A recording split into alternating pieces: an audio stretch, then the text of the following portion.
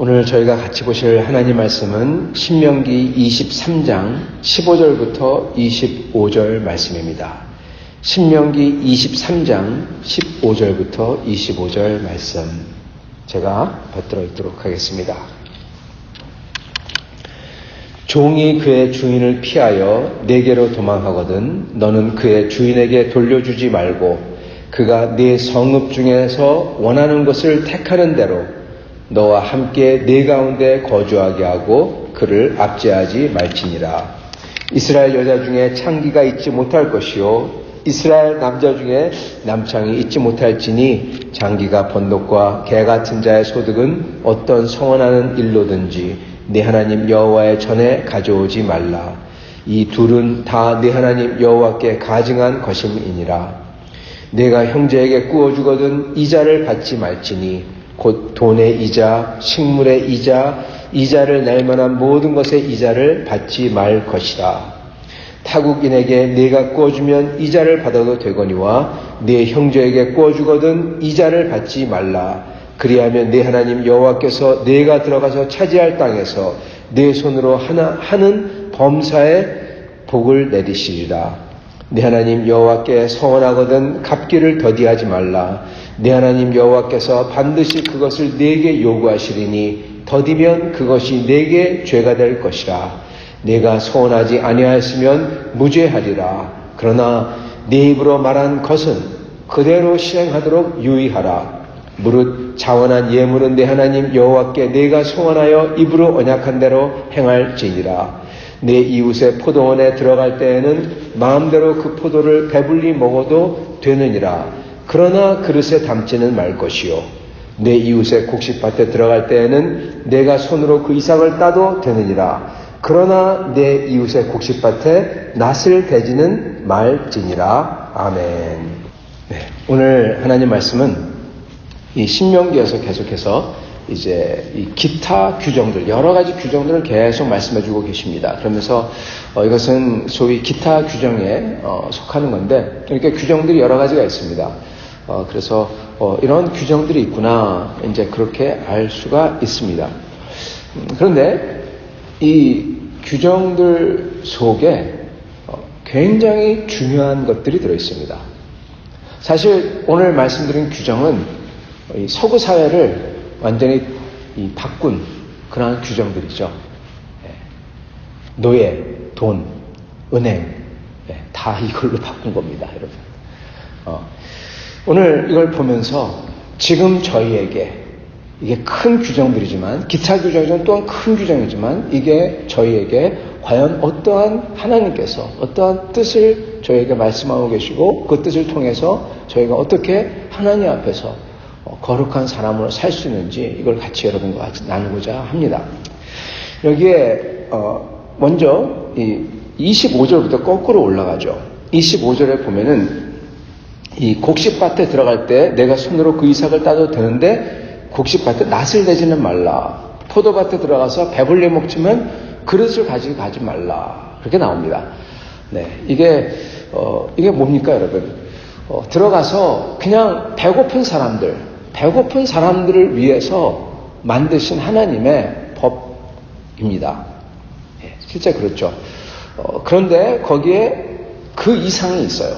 여러분 그 25절에 이 곡식밭에 들어가서 손으로 먹은 거, 여러분 이게 어디 나오냐? 마태복음 25장인가요? 12장이 정확치 않습니다. 거기에 예수님께서 어떻게 하시죠? 곡식밭에 들어가서 제자들과 함께 들어가서 어떻게 합니까? 배가 고파서 곡식을 비벼서 밀을 비벼서 먹었죠. 그게 나옵니다. 그런데 그래서 바리새인들이 예수님이 제자를 보러 왜 율법을 어기느냐 그렇게 얘기합니다. 율법을 어기는 것은 그 밀밭에서 남의 밀을 따먹어서 이 율법을 어긴 게 아니라 그거를 안식일에 했기 때문에 율법을 어겼다는 겁니다. 포인트는. 그래서 들어가서 곡식을 그렇게 손으로 비벼서 따서 먹는 거는 괜찮은 겁니다. 왜요? 그렇게 배고픈 사람들, 여행하는 사람들이나 가난한 사람들을 위해서 하나님께서 이렇게 배려하시는 겁니다.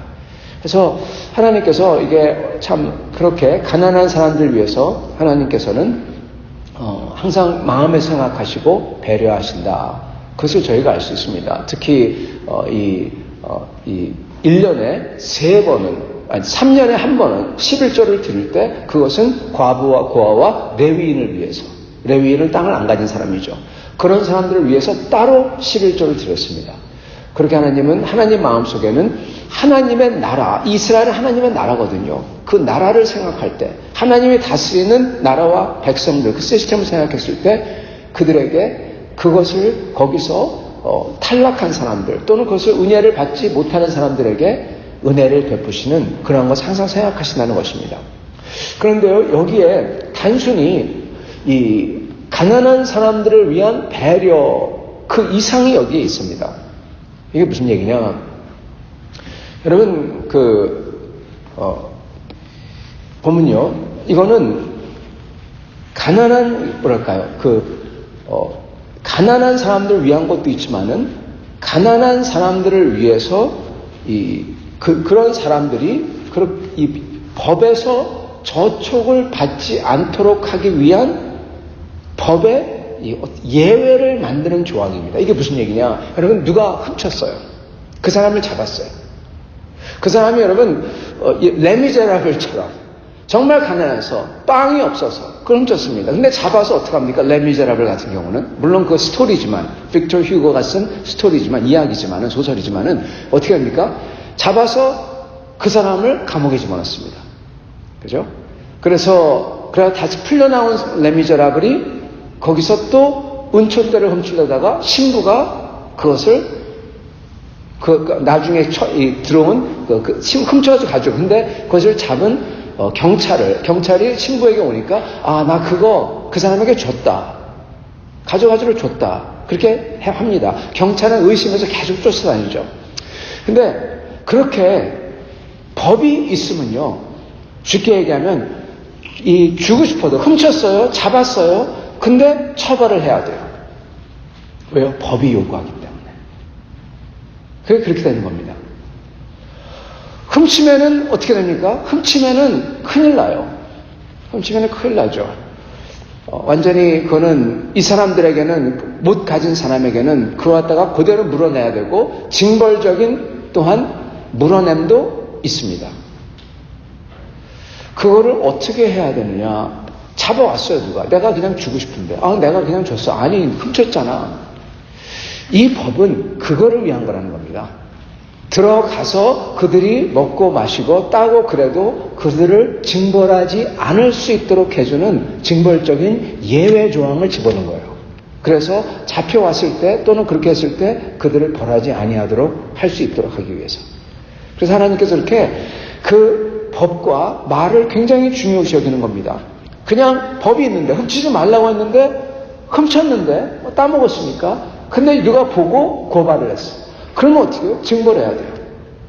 그거를 안 하도록 하기 위한 거라는 것입니다. 그래서 그 가난한 사람들이 그렇게 법이 요구하는 대로 하지 않아도 되도록 예외 조항을 만드시는 거예요. 그렇지만 그 법 자체는 굉장히 중요합니다. 그게 바로 그 전에 나와요. 그게 무엇입니까? 23절, 네 입으로 말한 것은 그대로 실행하도록 유의하라. 심지어 21절에 보면은 여호와 하나님께 서원하거든 그대로 갚아라. 늦게 갚으면 안 된다. 그 하나님 앞에 죄 짓는 거다. 그런데 22절, 네가 서원하지 아니했더라면, 말을 안 했더라면 무죄하리라. 여러분, 법 마찬가지입니다. 그 법이 써져 있으면은 그거 그대로 안 하면 안 되는 거예요. 그렇기 때문에 예외 조항을 집어넣은 거고, 말도 그것도 서원한다고 했으면은 그 사람에게 하나님 앞에서 말한 게 그게 곧 언약이니까. 법도 언약입니다. 구약도 구언약, 신언약이죠. 그죠? 법도 언약이고, 그리고 이 하나님 앞에 서원하는 것도 언약. 똑같습니다. 하나님 앞에 서원하는 거, 하나님께 말하는 거 하고 법 똑같다는 겁니다. 언약이거든요, 전부 다. 하나님 앞에 언약, 그리고 구언약. 하나님이 주신 언약. 그래서 이것을 지켜야 된다는 거예요. 여러분, 그렇기 때문에 이제 왜 25절에 그 말이 나온지 그 무게를 갖다 이제 실감할 수가 있을 것입니다. 그렇게 하나님 앞에서 한 언약이나 하나님이 주신 언약은 그거는 무겁기 때문에 이런 예외 조항을 일부러 주신 것이고, 그리고 그게 무겁기 때문에 그것을 반드시 지키라는 것이고, 그게 무겁기 때문에 함부로 하지 말라는 것입니다. 여러분, 하나님의 이름이나 하나님 앞에서 함부로 하지 말라는 거예요. 서원을 한 것 얼마나 좋은 것입니까? 그러나 그것마저도 이렇게 하시는 이유는 뭐냐? 서원이든 그게 예언이든 하나님 앞에서 하나님을 대언하거나 하나님에게 약속하는 말은 무겁다는 것입니다. 그래서 함부로 못하게 한 것입니다. 심지어 예언하는 자가 그 예언이 거짓 예언이면 그를 돌로 치라고 하셨어요. 그래서 저희는 말씀을 전하는 저가 어떻게 보면 특히 여기에 속할 텐데, 함부로 예언이나 함부로 이게 하나님의 말이다, 하나님이 이렇게 내게 말했다, 자기가 꿈꿨던 거 가지고 그러면 그렇게 얘기하면 안 되는 것입니다. 무거운 것입니다. 그렇기 때문에 내가 꿈꾸고 내가 환상을 보고 내가 음성을 들었다고 하더라도 그것을 놓고 기도해야 되는 거예요. 이게 과연 그건지, 내게 주신 건 맞는데, 맞는 것 같은데 다른 사람에게 또 주신 것인지. 그렇기 때문에 우리는 그런 경우에 조용히 하나님 앞에서만, 하나님과 나 사이에서만 그걸 놓고 기도하면서 봐야 되는 겁니다. 무겁거든요. 그래서 이 하나님에게 서원하는 것, 그 말씀의 무거움을 말씀하시고 그러시면서 또한 동시에 하나님 앞에서 그리고 이웃 앞에서 저희가 어떻게 하나님 이 약속을 지켜야 되면서 또한 동시에 유도리 있게, 예외 사항이 있게 또한 그 법을 지켜야 되는지를 하나님께서 직접 주시는 것입니다. 24절, 25절에. 그러시면서 이러한 모습이 이렇게 유도리 있게 해야 되는 그 근본이 무엇이냐? 그건 바로 형제를 향한 사랑이라는 거죠. 그게 19절과 20절에 나오는 것입니다. 내가 형제에게 꿔주거든 이자를 받지 말라. 이자를 받지 않는 이유는 형제를 사랑하기 때문에 그런 것입니다. 여러분, 이게 이신점심이라고요. 내가 어떠한 어려운 상황에 있으면은 그걸 알잖아요. 다른 사람이 어떤 어려운 상황에 있으면은 그도 나와 같을 것이다. 그게 저절로 생각이 나지 않습니까? 여러분, 그렇기 때문에 형제에게는 그렇게 하라는 거예요. 그게 바로 22절에 보면은, 22장에 보면은 내 형제의 소나 양의 길 잃은 것을 보거든 못 본 채 하지 말고 그것들을 끌어다가 내 형제에게 돌려주고 멀면은 네 집에 놔뒀다가 그에게 돌려줘라. 네. 반드시 못 본 채 하지 말고 그렇게 해라. 이렇게 나오죠. 여러분, 이게 이심전심이죠. 내 상황도 이러면은 다른 사람도 저럴 텐데, 다른 사람이 저러면 나도 저럴 텐데, 그렇게 생각하고 형제니까 그렇게 하라는 것입니다. 형제 사랑의 실천인 것입니다. 그래서 이자를 받지 말라는 거죠. 그렇지만 타국인의 경우는 예외다. 왜냐하면 타국인의 경우는 그렇게 돈을 빌려주고, 형제가 아니라서 그런 것도 있지만은 그들은 돈을 빌려주고 꿔주고 그러는 게, 이자 받는 게 항상 일어나고 있는데, 근데 만약에 이스라엘 사람만 이자를 안 받는다, 그럼 와서 다 이스라엘 사람에게 꿔갈 거 아니에요. 어떻게 보면은 경제 질서가 교란되겠죠.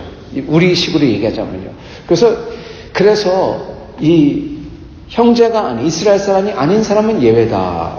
그 사람에게는 이렇게 이자를 받아도 된다. 그렇게 말씀하시는 것입니다. 자, 근데 이게 여러분 교회 안에서도 마찬가지입니다. 교회 안에서. 여러분, 이스라엘은 하나님의 백성들 아닙니까? 하나님의 백성이 교회가 아닙니까? 여러분, 교회 안에서는 여러분 만약에 형제 자매에게 주더라도 주고 빌려주더라도 이자를 받으면 안 된다는 겁니다. 사실은 이것 때문에 유대인들끼리는 이 형제들, 이스라엘 사람들 간에는 이자를 안 받고 이 고임, 즉 이방인들 우리에게는 아주 높은 이자를 받는 고리 대금업이 있었죠. 그리고 또한 이 크리스천들도 그 이자를 받지 말라고 하셨으니까 이자를 안 받고 그 이자를 빌리는 것, 어디서든지 간에 캐피탈, 즉 자본을 얻어야 되기 때문에 그걸 유대인들에게 이렇게 넘기고 그들에게 했죠. 그런 것도 있습니다. 근데 어느 순간 그것도 우리 장로교회 시조라고 쓰는 캘빈이 이자를 받아도 된다라고 했습니다. 그래서 사회가 다 바뀌었어요. 그래서 이 프로테스탄트, 카톨릭은 아니지만 이 개신교들은, 그것도 장로교들은 이자를 받고 돈을 구워주는 걸 했어요. 그래서 현대 사회가 자본주의 사회, 현대 사회가 일어났던 겁니다. 자본이 있어야지 사업을 할 수 있으니까. 그 당시 그 당시에 버거 그래가지고 그 당시 도시에서 사업을 하는 사업가 계층이 일어났습니다. 왕, 영주, 농민뿐만 아니라 장사하는 상인들인데 그 중에서 돈을 많이 갖고 있고 그 사람들이 사업을 하는, 도시와 도시를 연결한 그런 게 일어났습니다. 그들에게 돈을 빌려주고 꿔주고 그러면서 자본이 커지고 무역이 일어나고 이런 겁니다. 그래서 사실 현대사회가 발전을 한 거죠. 근데 그게 왜 그런가? 여러분, 여기 지금 나오는 것은 하나님의, 지금 좀 이따가 종에 대해서 말씀을 드릴 터인데, 근데 여기 나오는 것은요, 지금 여기에 관통하는 테마가 뭐냐면은 하나님의 나라입니다. 왜 종을 왔을 때 돌려보내지 말고 붙잡고 여기서 자유케 해줘야 되고, 그리고 왜 남창 여창 있으면, 창기가 있으면 안 되고, 왜 이자를 받지 말고, 그리고 서원하면 갚고, 그리고 포도원에 들어가서도 마음대로 먹게 해주고 그러냐? 왜냐하면 이스라엘이라는 나라 자체가 뭐냐면요, 이 땅에서 하나님의 나라를 실현한 나라이기 때문에 그렇습니다. 하나님의 나라가 눈에 안 보이는데 그것을 눈에 보이게끔 하라고 하신 게 이스라엘이에요.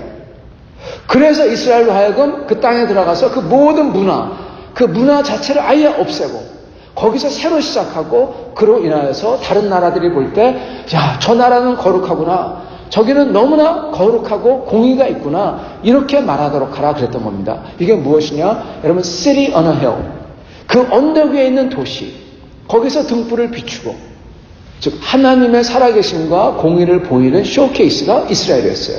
앞으로 올 하나님의 나라를 보여주는 모형, 예수 그리스도를 보여주는 모형이 다윗이듯이 하나님의 나라를 보여주는 모형이 이스라엘이었던 것입니다. 그렇기 때문에 하나님께서는 이스라엘에게 이러한 것을 하라고 하시는 거예요. 그것 중에 하나가 형제 중에서 이자를 받지 말라, 그것입니다.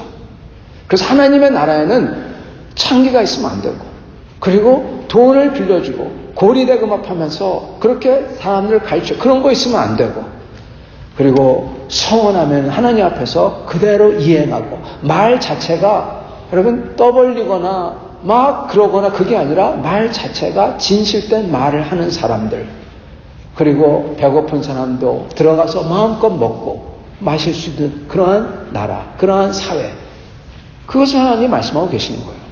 그걸 위해서 이러한 조항을 주시는 거고. 여러분, 그런데 그 이스라엘은, 여러분, 맞습니다. 그 이스라엘이 무엇이냐 그랬을 때 중세 사람들은 그것을, 여러분, 로마 카톨릭이 다스리는 나라들이 이스라엘이라고 생각했던 것입니다. 즉 하나님의 나라를 어떻게 생각하냐? 하나님의 나라는 교황이 있고 그 밑에 다스리는 모든 나라들이 다 하나님 나라들이에요. 그래서 그 나라들 속에서는 돈 빌려주는 거 하면 안 되는 겁니다. 근데 개혁주의가 말한 건 뭐냐? 아니다. 나라들 자체가 하나님의 나라가 아니다. 하나님의 나라는 눈에 보이지 아니하는 나라로서 그 하나님의 나라는 교회에서부터, 교회 자체가 하나님의 나라도 아니에요. 그러나 교회 속에 임하고 교회를 통해서, 하나님의 사람들을 통해서 각 사회에 임한다. 그 순간에 그 사람들이 하는 일터에서, 사회에서, 가정에서 하나님의 통치가 임한다. 그랬던 것입니다. 그렇기 때문에 사회에서 돈 마음대로 빌려줄 수 있다는 겁니다. 왜요? 그게 하나님의 나라가 아니거든요. 하나님의 나라는 여러분 눈에 보이지 않는 것입니다. 그리고 교회 안에서 임하죠. 우리가 하나님 나라 백성이고 여기에 예배와 우리가 교제와 하나님의 일을 할 때 여기 하나님 나라가 임하는 것입니다. 그렇기 때문에 교회 안에서는 돈 빌려주지 않아요. 이자 받지 않아요. 사회에서는 여러분 이자 받아요. 왜요? 주님께서 그러셨잖아요. 타국인에게 내가 구워줄 것이요. 그래야지 사실은 죄된 세상 속에서 그러한 자본이 있어야지. 그러한 욕심이라고 하더라도 그걸 꿈을 꾸고 그걸 자본을 일궈서 사업을 벌이고, 크리스찬 같은 경우는 하나님을 섬기고 형제를 사랑하기 위해서 그러한 사업을 벌이고 그것을 크게 한다는 것입니다. 이게 자본주의의 탄생입니다, 사실은.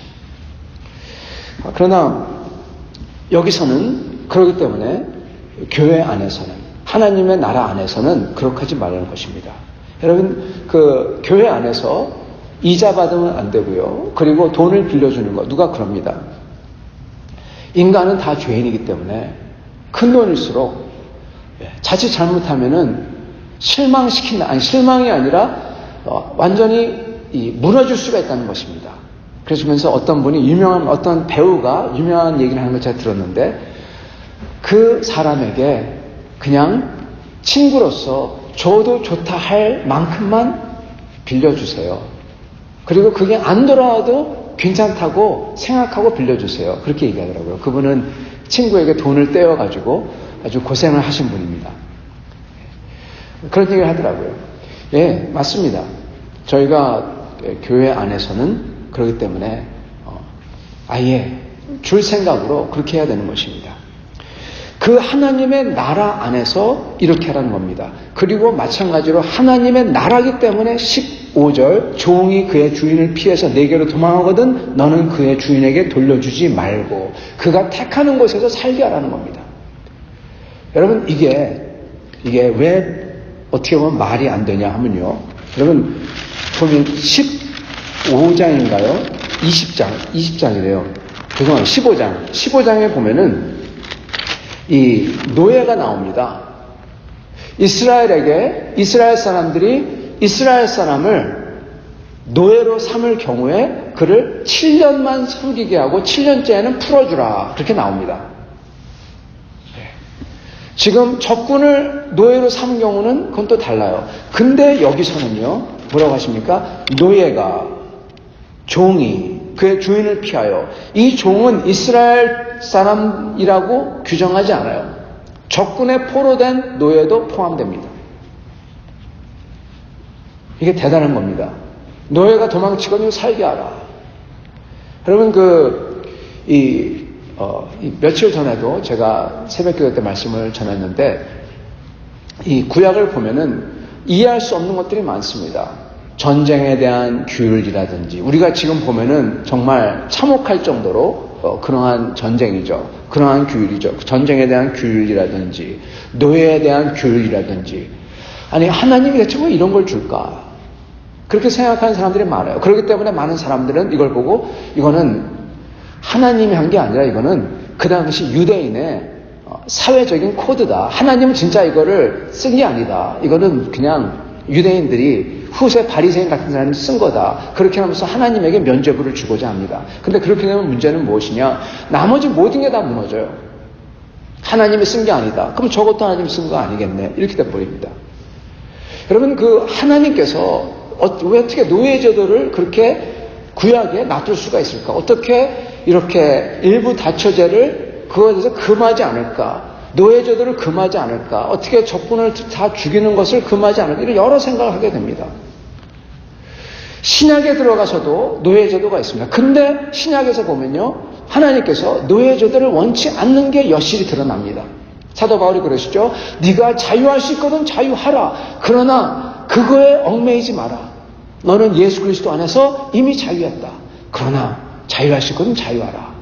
그리고 빌레몬의 노예되었던 오네시모가 사도 바울에게 도망쳤을 때 사도 바울께서 그 오네시모를 위해서 빌레몬에게 편지를 쓰시죠. 그 오네시모를 풀어줄 수밖에 없게 하시죠. 하나님의 원뜻은 사실은 여러분 노예가 없는 것입니다. 죽이지 않는 것입니다. 서로. 그게 여기에 드러나는 것입니다. 이게 굉장히 중요한 구절이에요. 종이 그의 주인을 피해서 도망치거든. 예.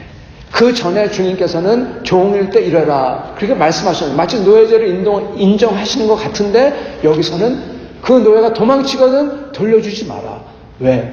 하나님은 근본서부터 노예제도를 원치 않기 때문에 그런 것입니다. 하나님의 나라, 하나님의 나라에는 원래 노예가 없어야 돼요. 그렇기 때문에 이스라엘 백성이 다른 형제를 소유하는 것 자체가 말이 안 되는 겁니다. 그러나 어쩔 수 없어서 그게 기근이든 그게 뭐든 이유가 어쨌든 간에 그 사람이 자기 자신을 그렇게 스스로 노비로 만들었다면, 그렇다면 반드시 7년째는 풀어줘라. 왜요? 원래 노예는 있으면 안 되는 거거든요. 하나님의 나라에서는. 세상 사람의 노예를 갖는다. 세상이 그렇게 돌아갑니다. 노예를 통해서 여러분 모든 그러한 컨스트럭션을 다 했어요. 그거 보고 지금 당장 다 노예를 다 풀어라. 그게 여러분 그게 안 되는 겁니다. 세상 사람도 어차피 안 할 거고. 그럴 때 하나님께서는 지금 점진적인 계시를 하시고 계시는 것입니다. 그래서 우리는 그것을 점진적 계시라고 합니다. 점점 가면 갈수록 하나님의 뜻이 클리어해져요. 나중에는 예수 그리스도로 하나님 계시의 완성이 나타나죠. 점진적 계시의 완성. 하나님께서는 원래 뜻은 그게 아니었고 노예가 그런 게 아니었고 하나님은 그게 없는 걸 원하시는 것입니다.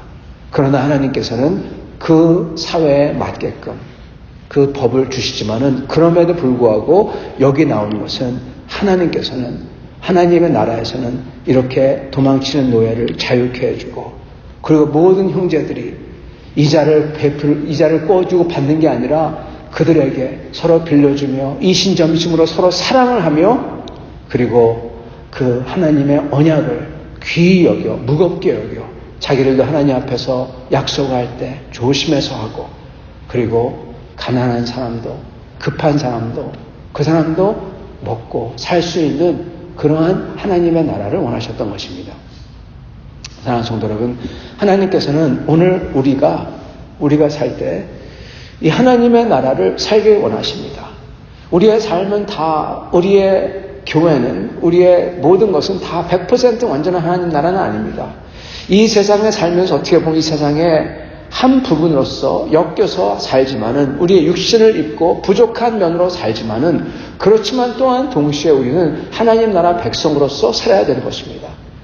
우리가 부족하지만 우리가 성도를 사랑하려는 마음을 품고 형제를 사랑하려는 마음을 품고 살 때 하나님 앞에서 거룩하려고 하나님 앞에 하나님을 무겁게 여기고 하나님을 높이려고 하며 살 때 그리고 다른 사람들에게 은혜와 긍휼을 베풀려고 하면서 살 때 저희는 부족하지만 하나님의 나라를 하나님의 뜻을 이루며 사는 것입니다.